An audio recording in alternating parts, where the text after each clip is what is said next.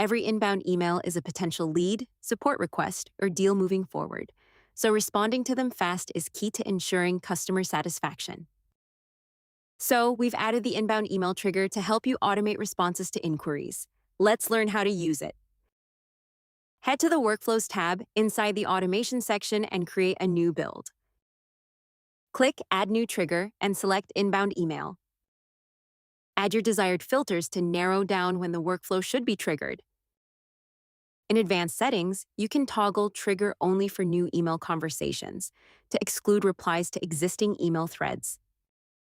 This new trigger captures emails the moment they land, helping you automate lead capture, routing, support intake, and follow-up, with dynamic triggering and included custom values to personalize your automation. Now you can start a workflow whenever an inbound email enters your mailbox. Helping you covers cold emails from brand new senders, warm emails from existing contacts, and, if you allow it, replies inside existing threads. We hope you enjoy it.